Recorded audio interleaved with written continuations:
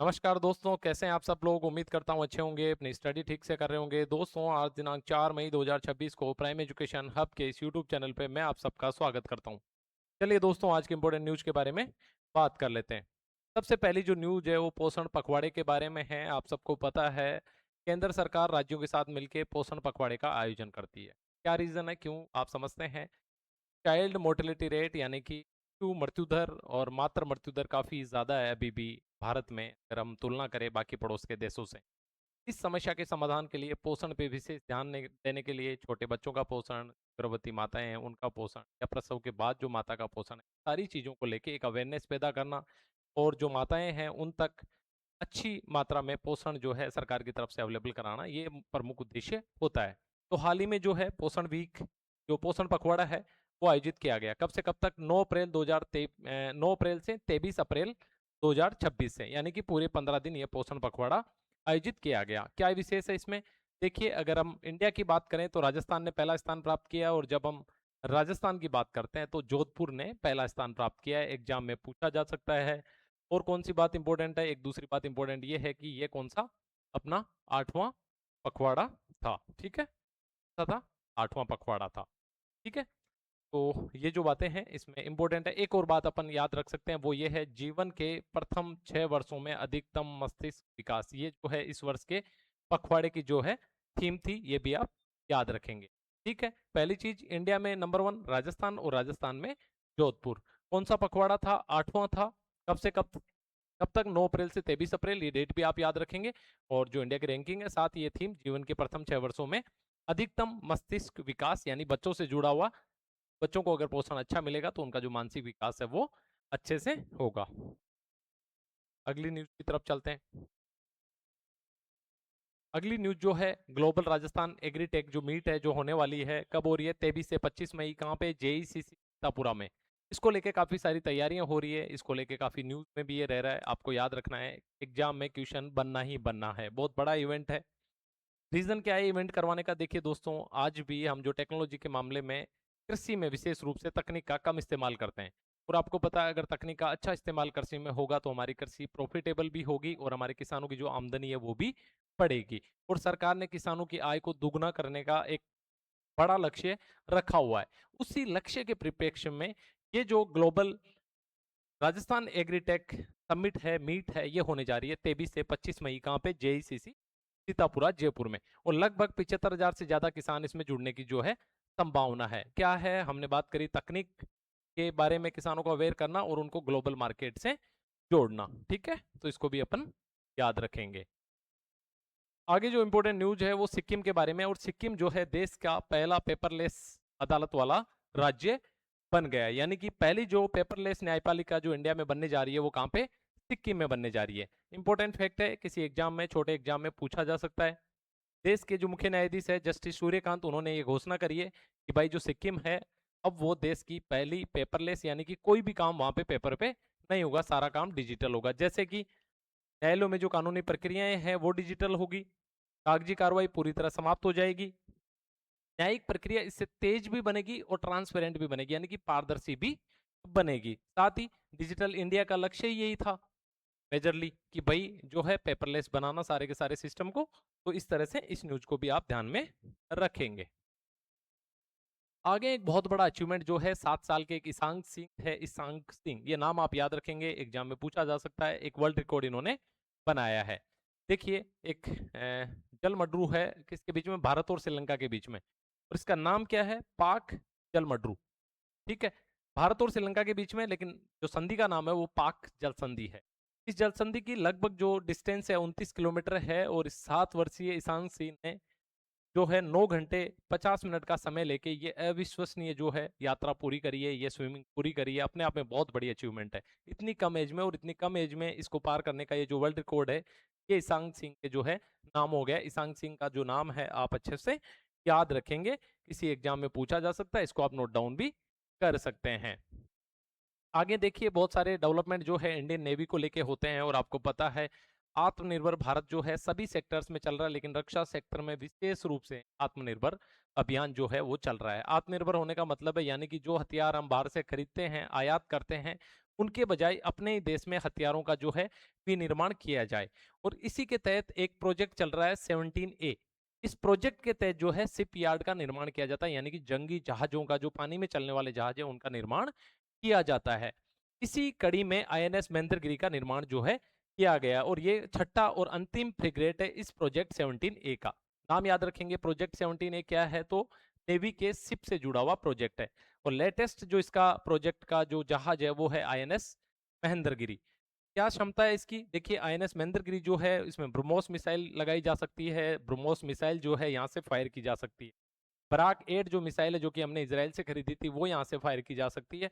और स्पेशली ये स्वदेशी निर्मित है, तो ये हमारे आत्मनिर्भर भारत को भी क्या करता है, मजबूत करता है, राइट। चलिए अगली न्यूज पे चलते हैं। अगली न्यूज जो है, आपको पता है जिस तरह से विधानसभा में हमने विधानसभा की समितियां पढ़ी थी, इस तरह लोकसभा में भी समितियां होती है, लोकसभा के काम को आसान बनाने के लिए, स्पेसिफिक बनाने के लिए, और थोड़ा अच्छे से सदन की कार्रवाई चले, विषयों पे रिसर्च हो, विषयों पे अपडेटेड जानकारी लोगों को मिले, इस तरह से संसदीय समितियों का जो है गठन ईयरली बेसिस पे किया जाता है। कुछ उसमें स्थायी होती है, कुछ अस्थायी होती है। अब जो स्थायी समिति है, लोक लेखा समिति, इसके अध्यक्ष KC वेणुगोपाल को बनाया गया है। नाम आप याद रखेंगे, पूछा जा सकता है। प्राक्कलन जो समिति है, संजय जायसवाल को इसका अध्यक्ष बनाया गया है। SC ST जो समिति है, यानी कि ST समिति, अनुसूचित जनजाति, ये जो है फग्गन सिंह कुलस्ते जो है उनको इसका अध्यक्ष बनाया गया। और सार्वजनिक उपक्रम जो समिति है, बैजयंत पांडा को इसका अध्यक्ष बनाया गया है। ये भी इंपॉर्टेंट फैक्ट है, आप इनको याद रखेंगे, राइट। चलिए अगली न्यूज की तरफ।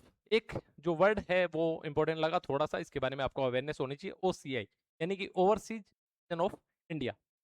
ऐसे लोग जो पहले भारतीय थे लेकिन अब किसी और देश की उन्होंने नागरिकता ले ली, लेकिन फिर भी भारत सरकार उनको कुछ इस प्रकार की फैसिलिटीज देती है। क्या क्या देती है, यानी कि बार बार वीजा लेने की उनको जरूरत नहीं है। जैसे एक नॉर्मल विदेशी जिस तरह से आता है वैसा ट्रीटमेंट उनको नहीं मिलता, उनसे स्पेशल ट्रीटमेंट मिलता है, क्योंकि एट द एंड वो भारत के सिटीजन्स पहले रहे हैं। हालांकि अभी उन्होंने नागरिकता त्याग कर किसी और देश की नागरिकता ले ली, लेकिन उनको जितनी वीजा की जरूरत बाकी देशों के नागरिकों को पड़ती है, दूसरे देशों के जो लोग हैं ओरिजिनली वहीं के हैं, उनसे कम वीजा लेने की जरूरत है।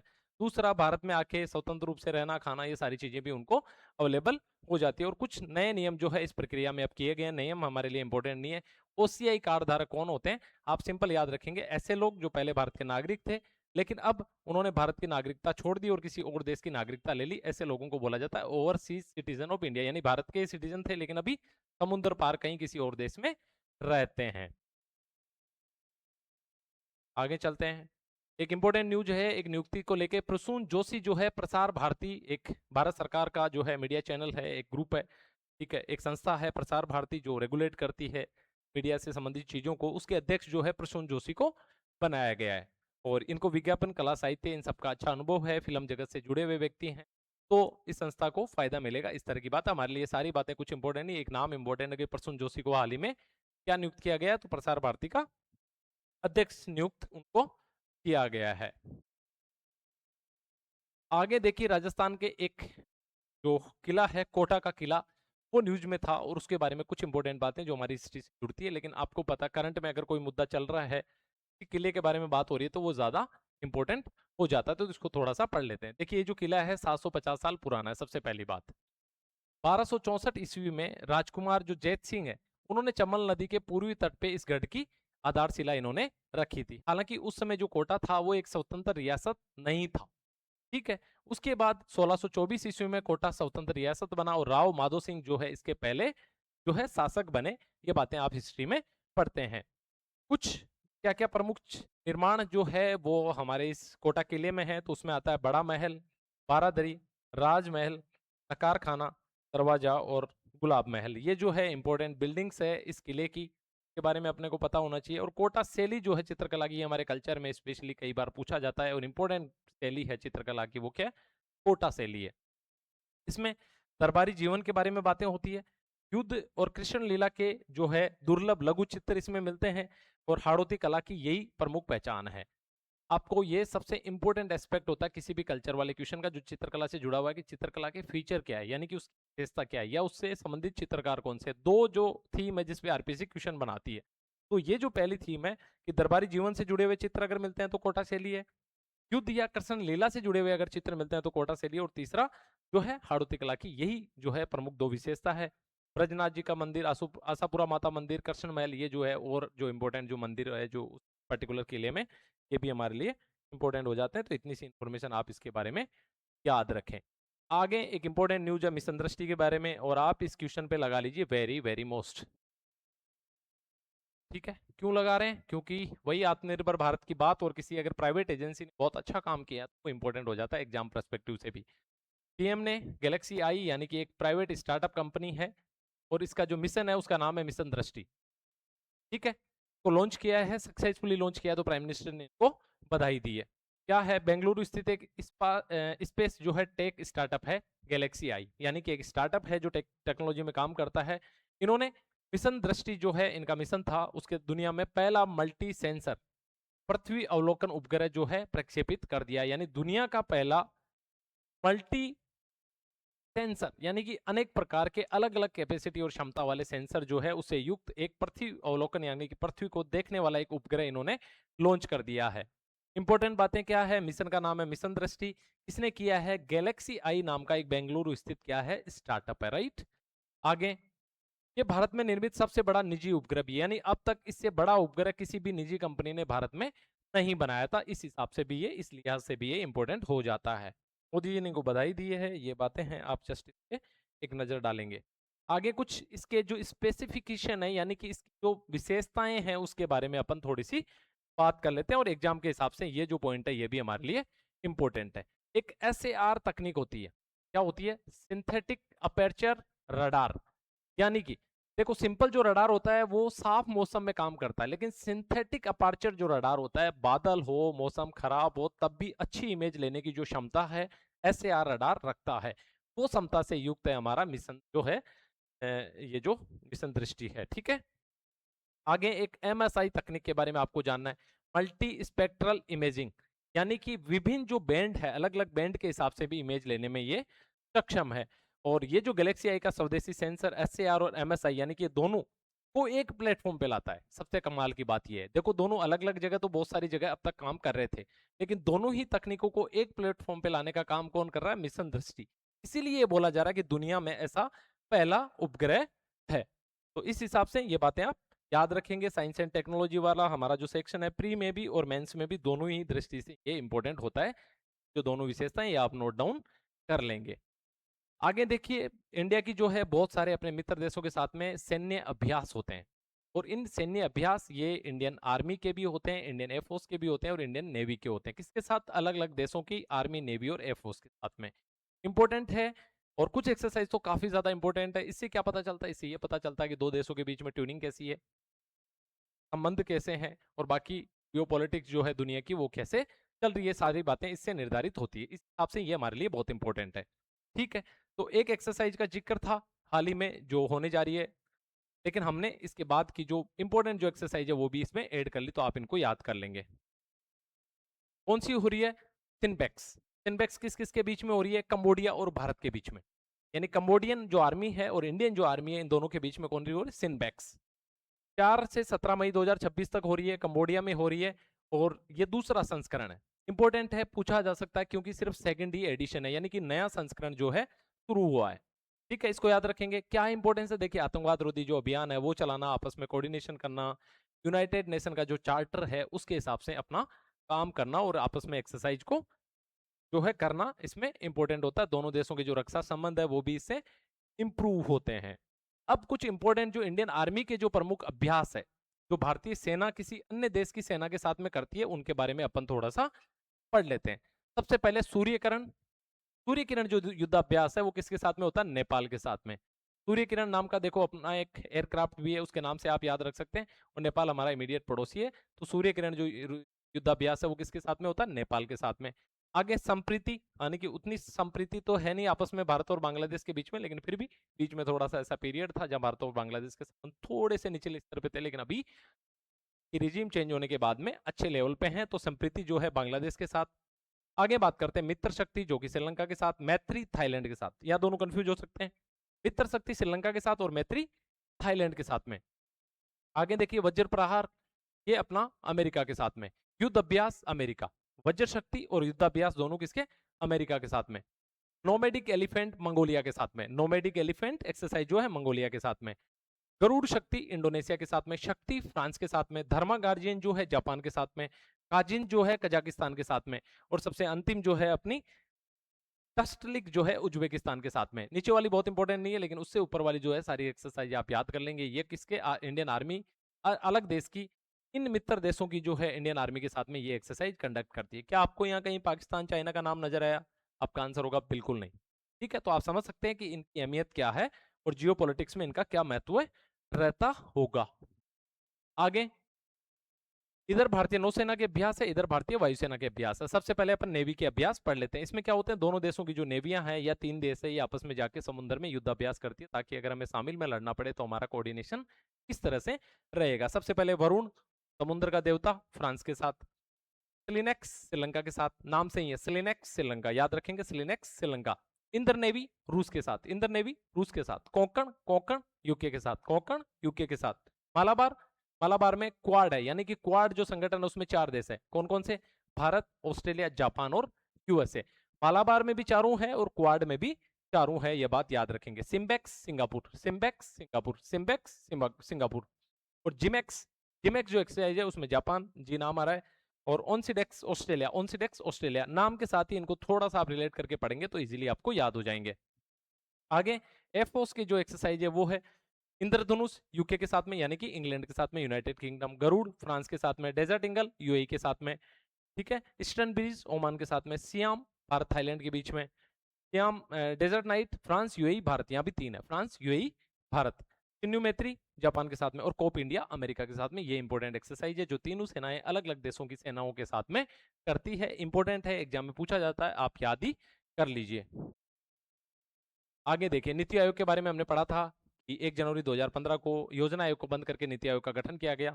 अभी हाल ही में दो नए सदस्य जो है नीति आयोग में नियुक्त किए गए। कौन से? डॉक्टर आर बाला सुब्रमण्यम और डॉक्टर जोरम अनिया। और पीएम मोदी ने इनको बधाई दी। इंपॉर्टेंट है, छठा और सातवां जो सदस्य है यानी कि परमानेंट जो मेंबर है, अब इस बॉडी में एक उपाध्यक्ष, एक अध्यक्ष यानी कि खुद प्रधानमंत्री, और उसके साथ में 7 जो है परमानेंट मेंबर जो है इस पे नियुक्त हो चुके हैं। शुरू से पढ़ लेते हैं।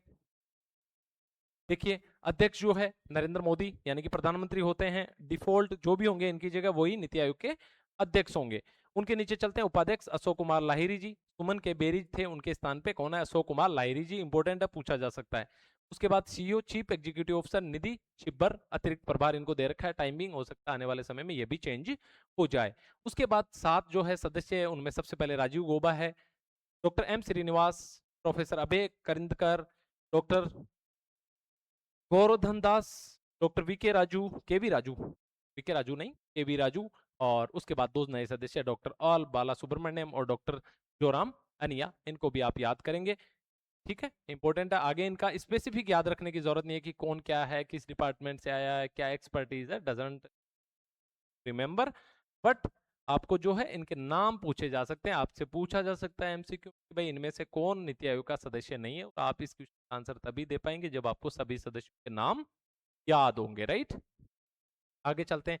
देखिए, एक समस्या आ रही थी कि जब से फास्टैग लगा उसके बाद भी हाईवे पे जो है टोल पे काफी सारी लाइनें लगती थी। इस समस्या के समाधान के लिए टोल फ्री जो है हाईवे को किया गया, यानी कि ऐसी तकनीक आई है कि कहीं भी किसी वाहन को रुकने की जरूरत नहीं है।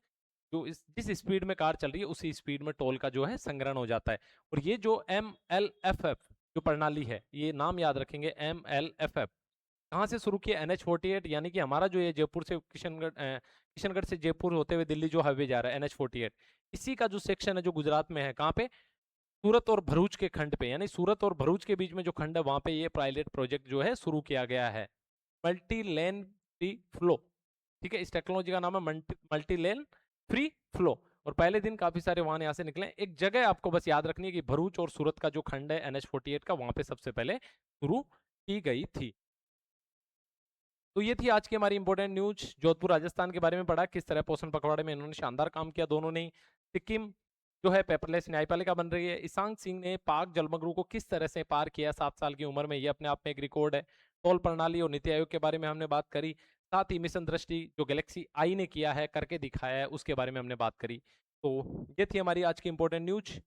तो आप अच्छे से पढ़ते रहिए, ठीक है। अगले टेस्ट में अपन इंक्लूड करेंगे और आज से इंक्लूड करेंगे। आज मंडे है, मंडे टू फ्राइडे जितनी भी न्यूज़ होगी वो सैटरडे वाले टेस्ट में अपन इंक्लूड करेंगे। तो आप अच्छे से पढ़िए, रिलैक्स मूड में पढ़िए और शानदार तरीके से जो चीज़ें इंपॉर्टेंट लगती है उनके हल्के से नोट्स बना लीजिए, ठीक है? चलिए दोस्तों, अपना ख्याल रखिए। जय हिंद।